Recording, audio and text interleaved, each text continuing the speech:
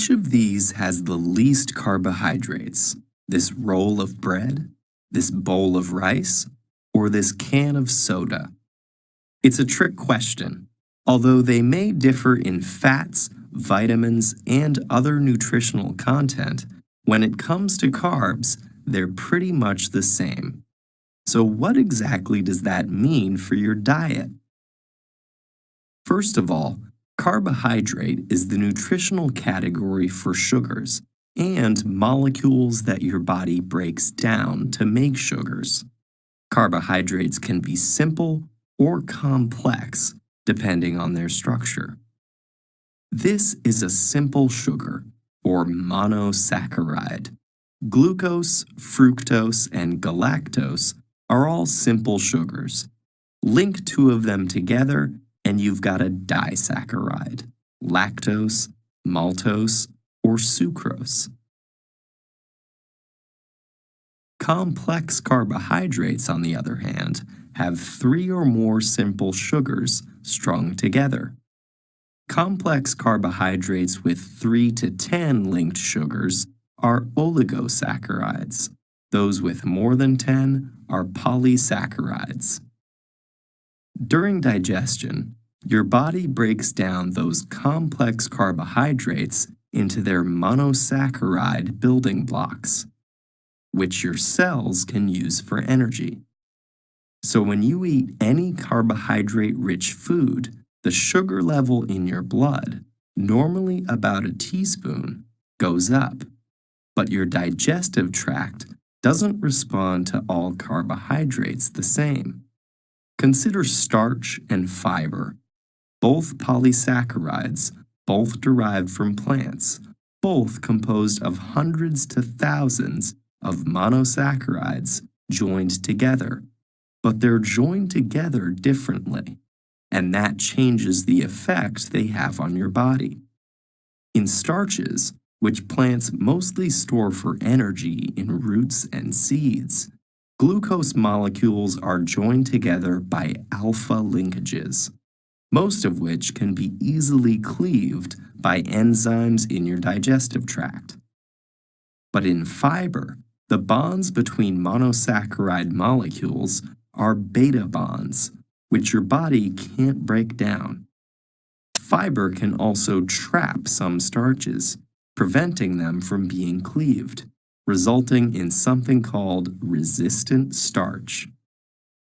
So foods high in starch, like crackers and white bread, are digested easily, quickly releasing a whole bunch of glucose into your blood. Exactly what would happen if you drank something high in glucose, like soda. These foods have a high glycemic index, the amount that a particular food raises the sugar level in your blood. Soda and white bread have a similar glycemic index because they have a similar effect on your blood sugar. But when you eat foods high in fiber, like vegetables, fruits, and whole grains, those indigestible beta bonds slow the release of glucose into the blood.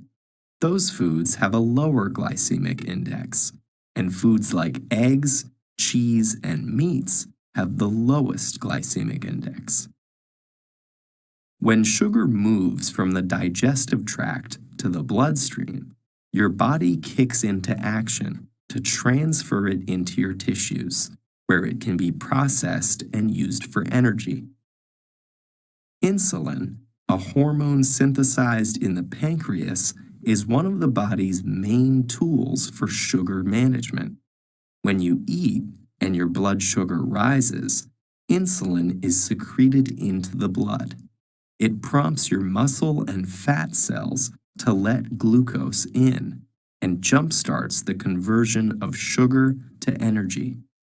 The degree to which a unit of insulin lowers the blood sugar helps us understand something called insulin sensitivity. The more a given unit of insulin lowers blood sugar, the more sensitive you are to insulin.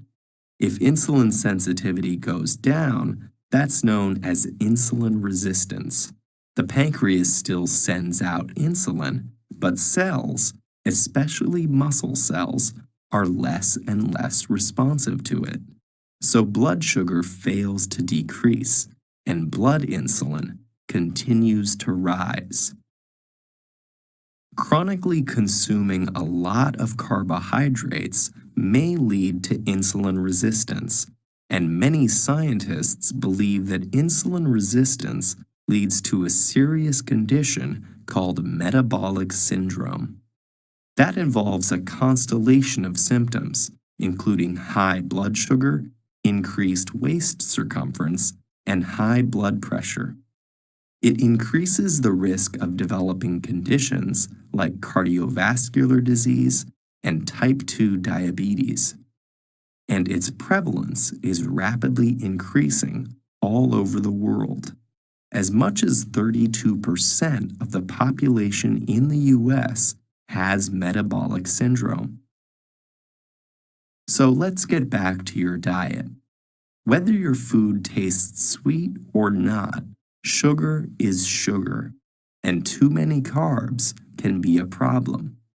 So maybe you'll want to take a pass on that pasta, sushi roll, pita burrito, donut burger sandwich.